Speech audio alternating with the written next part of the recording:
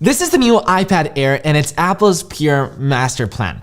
If Apple has done something right with this iPad, is that it's the perfect middle child. Let me explain. I'm gonna start off everything by saying this is the best iPad you can get. This is the best iPad you can get in terms of value. This is the middle child iPad, but guess what? The middle child is growing up and really quick, and maybe too quick. Maybe too quick for Apple. People love the iPad Air because you get a cheaper iPad Pro with sacrifices in design, sacrifices in performance, but this year there are barely sacrifices. More onto that at the end of the video. The new iPad Air now features the M1 chip, a new front camera with center stage, 5G, 2 times faster transfer speeds, and more. Center Stage is a feature that I use daily on my iPad mini. It's a really immersive way to use FaceTime. The camera detects you and will smoothly follow you, and if someone joins, the camera will add them in the call. And Center Stage has gotten better. Right now, Skype has adopted it, Zoom has adopted it, so it's a really immersive way to do business calls as well. We also get the same 12 megapixel camera on the back. It's really useful for students to take photos of their documents, of their homework. It's really important to have a good camera on an iPad.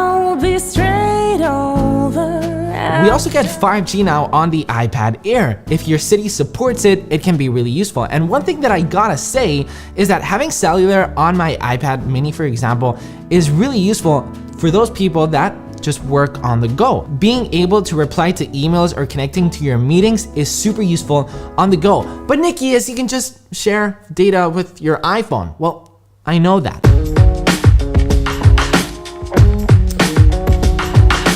The USB-C port is now 2 times faster than the previous generation. So if you connect your camera directly from USB-C or have SSDs or external storage, this might be really useful for you. Now, the protagonist by far of the iPad Air is the M1 chip. It's the most powerful chip on an iPad. I mean, it's the same chip that the iPad Pro uses. But here's the thing, as Tony Stark says, sometimes you gotta run before you walk. Jarvis, sometimes you gotta run before you can walk. And that's exactly what Apple is doing. I feel like Apple is running before the iPad can walk. I mean, there's nothing that we can do on the iPad Air that will slow this thing down, which I say this as a good thing, as a bad thing. As a bad thing because you've got all this power and you can't really use it anyways. We still don't have Final Cut. We still don't have Logic.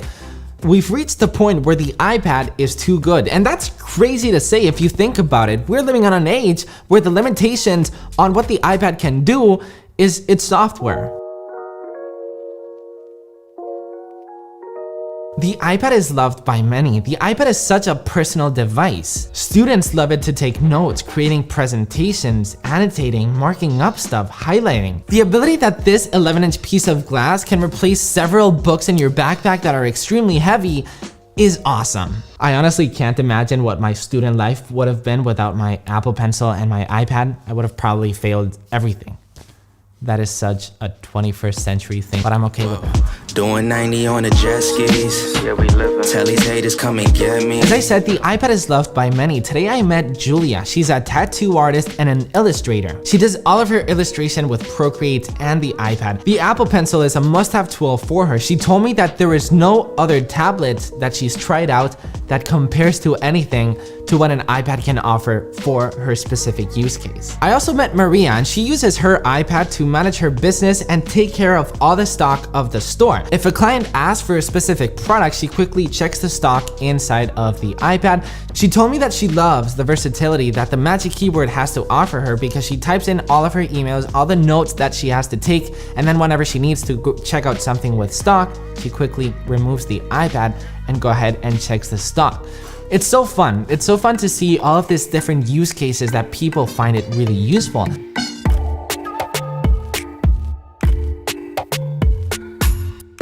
Everything else about the iPad Air remains the same. We get the same stunning 10.9-inch liquid retina display with True Tone, a P3 white color gamut, anti-reflective coating. Overall, a super reliable display. We get Touch ID, no Face ID on the iPad Air. That is a Pro exclusive feature. That's a Big Brother exclusive feature, which if you think about it, when we're using the iPad in the classroom, for example, we have to wear our face mask either way. So if you think about it, Touch ID might technically be better in the classroom. Think about that. And with all of this crazy M1 performance, what's even crazier than that is that we still get an all-day battery life. I mean, we can still use, without a doubt, all day student life, note-taking, anything that you want to take on it, and it will probably last you all day, which is awesome. As I said in the beginning, Apple has created an excellent middle brother. There are barely any sacrifices for most people. So what do you get on the bigger brother? What do you get on the iPad Pro that you do not get on the iPad Air? What are you missing? We don't get an ultra-wide camera, we don't get a lighter scanner, 120 Hz, a larger 12.9-inch size, better speakers, 600 nits of brightness, and most importantly, Face ID. So are the things that I just mentioned, is that worth it enough for you to upgrade for the iPad Pro? Maybe it is. Maybe you're a pro and you need that 120 Hz display. Maybe you do need that XDR display. Maybe you do need those 600 nits of brightness. But for most people, the iPad Air will be more than enough. But there's a catch. The iPad Air will cost you $599 for the 64GB version, and the iPad Pro will cost you $799 for the 128GB version. So if 64GB is not enough, you might consider the iPad Pro. But if 64GB is enough, the iPad Air is the best value that you can get right now. So as I said, the middle child has grown up. Good price, check. Good design, check. Good display, check. Good accessories, check. All-day battery life, check. Good performance, not really, because there is perfect performance. I mean, way too good performance. So if you think about it, what else do you want on an iPad? Honestly, what else would you want?